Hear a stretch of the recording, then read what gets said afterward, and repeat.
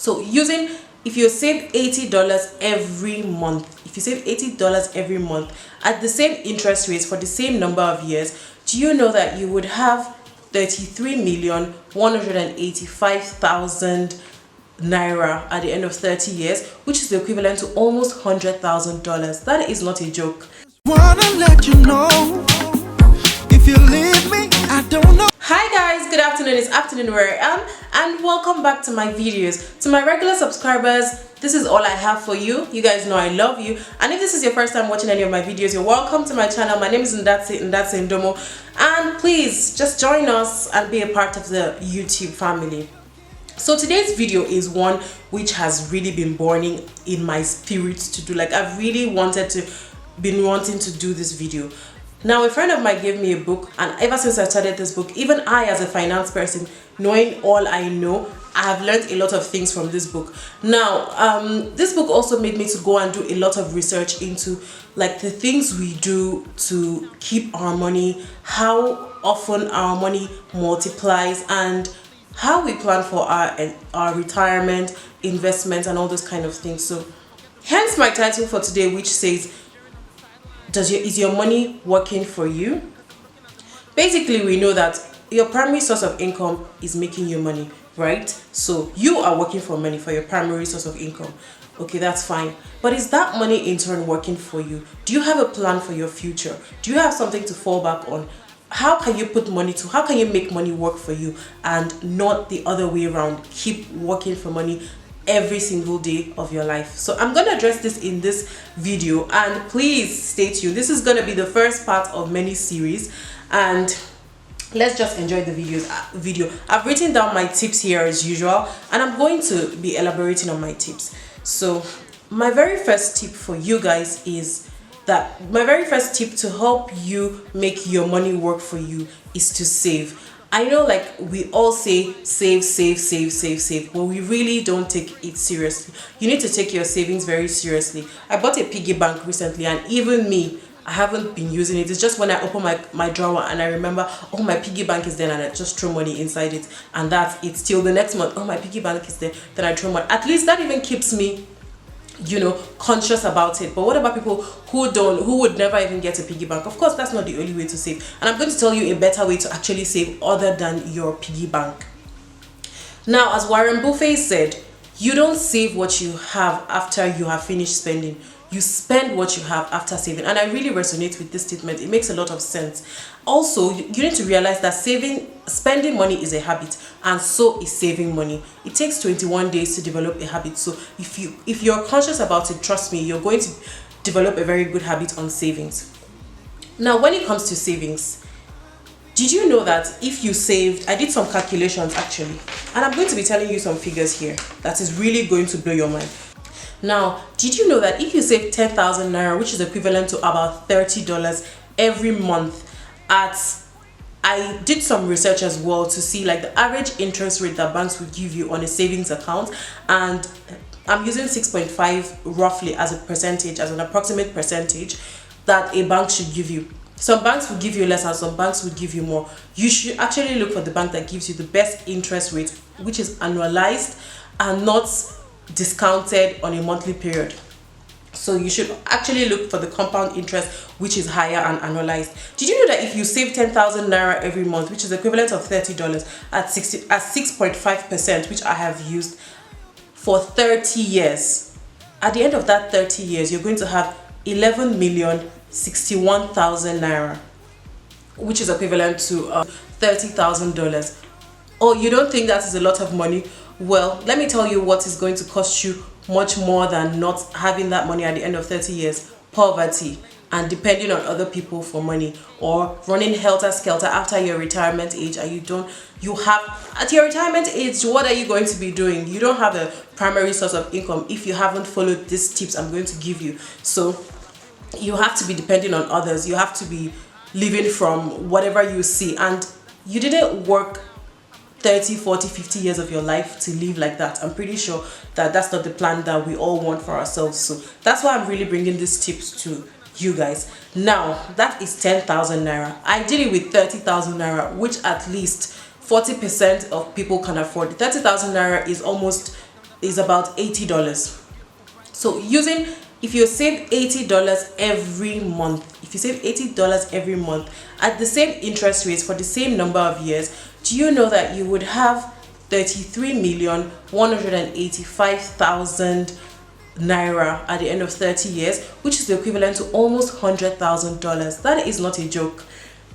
So that's my first tip for you. I just did those rough calculations to like really show how far a little drop of water can go to make a big ocean. I also did a calculation.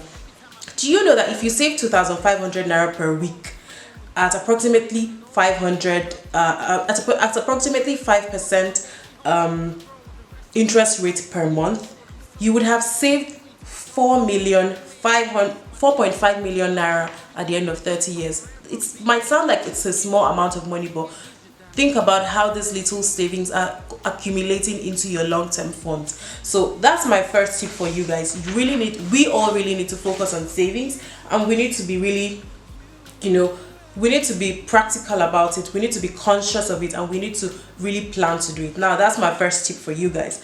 Now, my second tip for you guys is to invest. Of course, you don't put away everything and then you don't invest in your future or invest in things that can multiply your money. Now, when I'm talking about investing, when you invest, you should also make sure, or you should take into consideration growth rates and interest rates that after you deduct your taxation and inflation rates. You must always consider inflation rates, because as years go by, your purchasing power reduces because of inflation. I've not witnessed any economy that has gone through a deflation period. I've never witnessed it. So inflation always happens. You need to be sure that whatever interest rate you are getting after you invest, just make sure that you've taken into account your tax and inflation rate, and you should still be profiting after you've deducted those two. If not, it's not a good interest rate for you. Now, my third tip for you, for all of us, myself inclusive, is to clear your debt. Yes, a lot of us tend to accumulate debt, or run here to this friend, or run there to that organization, or run to our company, and just here and there, and we start to pile up debt. In fact, I think I should have put this first. The first thing you want to do is clear your debt, and start with clearing of the smaller debt, and then move up. This way, you can start on a clean slate and start to build your financial freedom in the long run. That's my third tip for you guys. Now, my fourth tip for you guys is to control your credit cards. I don't know, a lot of people say credit cards are a good idea. Yes, they do have their advantages and their disadvantages, but I personally don't like credit cards. And even if I must have a credit card, I did a lot of research into it. I know that if you are very financially discipline and you know how to manage money very, very well, credit cards can actually be of an advantage to you. While working at my previous job, I used to get a lot of offers from the bank, come take a credit card, come take a credit card. So I did an awful lot of research into it, because I personally don't have one. I decided not to get one. And I'll give you a few tips when it comes to your credit card. The first thing you want to do is instruct your bank to always deduct fully the amount you have overspent with your credit card with no charges. That's the first thing you need to do. And I'm not really going to go into details in this particular video about how to control your credit card. That will be for another video in this series, but that's just one tip. So do a lot of research when you're trying to get a credit card, or finding out if you want to get a credit card, and make sure that those credit card benefits that those banks usually offer you are benefits you would actually use. If not, what is the point of getting a credit card? Just try to spend within your means. And this is a preaching for everybody out there, myself inclusive. Now, my fifth principle is one I cannot deny. I think every religion suggests this one. This is not necessarily a financial principle, but it's one I personally have witnessed before in my life, and I've seen it happen in other people's lives, so I have to add it here, which is giving. Now, I'm a Christian. The Bible says give and it will come back to you, good measure, pressed down, shaken together. So it's not just coming back to you in the way you gave it, but it's coming to you like in abundance. Like the way the Bible is describing it is that it's coming to you. Maybe you gave and it was small. It's coming to you very fast and lively, and I don't know why that's the description that's coming to my head, but it's coming to you in abundance. So that's one I personally really believe in. You don't have to believe in it, but that's one I think really helps you. But let's go back to the financial principles. Now my sixth one is you have to have multiple streams of income. You absolutely cannot afford to have only one source of income. Yes, aside your primary source of income, which is most likely your 9 to 5 or your business, whatever it is, you should have other passive sources of income. And passive sources of income is income that is working for you even while you sleep. Like, you don't have to go and actively exchange your time for it. So look for other sources of income that you can get while you are doing your primary source, your primary thing that brings you your primary source of income. I just add it here and there because little drops of water, as I've said before, makes a big ocean. Now my seventh advice for you guys is to understand the principle of finance and understand how money works. Money is like a house. If you don't get the foundation right, it will never grow, or it will never stand sturdy, or it will fall at some point. You've seen some really wealthy people who become very poor because they don't understand the principles of money. They don't understand how money works. They don't understand how you make money, how you grow money, how you give money, how you exchange money. They don't really understand it. So try to do your own basic research. I know finance can be a technical topic to people who are not really vast in this subject, but you really need to put in some work to understand the basic principles of finance. And like I said, this is a series, so each of these tips I'm mentioning here, I'm going to actually do a detailed video on each and every one of them. Now my eighth one is so important, so important, and that is to learn how to budget. Do you know that budgeting is so important? Okay, before I moved to Kuwait, I was in Dubai, and living in Dubai, we all know Dubai is an expensive place. It can be an expensive place to live in. So my office was besides a Starbucks, and I just realized that no single working day goes by that I don't enter that Starbucks to get one cup of coffee, maybe a croissant or something. I always go to that Starbucks. When I started researching like how to manage your finances and how to save more money, how to grow your money and everything, and trying to get out of debt, or how to get out of debt, I downloaded a budgeting app, and then I started taking track and accounting for all my finances every single day, from the metro or my car rental or my food, every single thing. I was writing it down. And what I noticed is this Starbucks really stood out for me. Why? Because we have a coffee machine in that office. So it didn't make sense for me to be buying Starbucks because I could get the same thing for no extra cost. Do you get me? So by eliminating that almost 30 dirhams every single day for 20 working days every month, or sometimes 21, or automatically I've cut down almost 600 dirhams. 600 dirhams is some people's salary. I've cut down 600 dirhams every month just by eliminating that. So we need to learn how to budget our finances. Budgeting will help you identify those things that are really taking your money. Then you'll be able to prioritize. This is important, this is less important, this I can do away with. So I'm not going to tell you how to budget. I'm not saying you should carry paper and pen and start writing, but yes, you should really keep it in mind. If possible, download a budgeting app, because this could really help you. This could go a really long way in helping you manage your finances. Now my ninth tip for you guys is insurance. Yes, I said it, insurance. And this, I actually need to even go out there and start looking for an insurance. So insurance is sort of a way to protect you and your family members in case of casualties, unforeseen circumstances. And obviously nobody ever wants to pray for anything negative, but it's just planning. We all pray, oh God, keep us in good health and everything, but it's just planning. You should not only get an insurance, you should also set aside some part of your money in case of incasity. I think incasity is not it's not a real word, but maybe it is. We should actually set aside some percentage of our income, of our annual income, in case of incasity. Now think of it this way. What about if you lost your job? What will happen if you lost your job? Also think about it this way. What about if business is bad for one certain month? Let's say you're a business person, business just happens to be bad. What would happen to you? What about maybe you live with your husband and he is the person earning money and he lost his job? what would happen to both of you?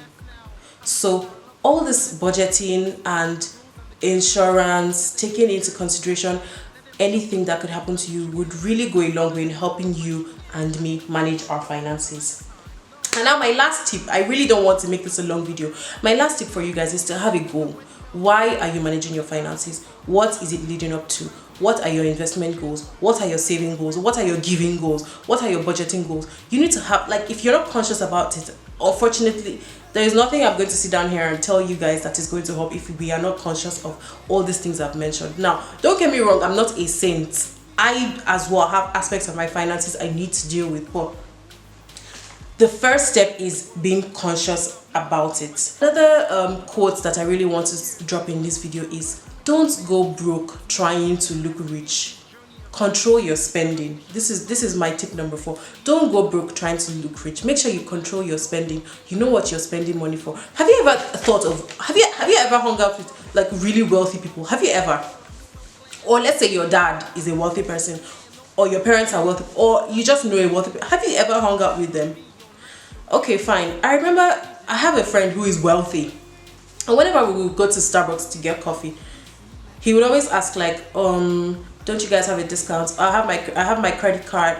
My credit card grants me access to a discount. And he actually, like, even if they are like trying to sort out maybe a coupon code or something, he'd actually wait for them. And I'm like, before I used to be like, it's just maybe 1 dirham or something. Just buy this coffee, let's go. Like, why are you making it such a? And like that thing just stuck in my head, and I started to really study people who know how to retain their wealth. They don't spend anyhow. They don't spend anyhow. They buy only what they need.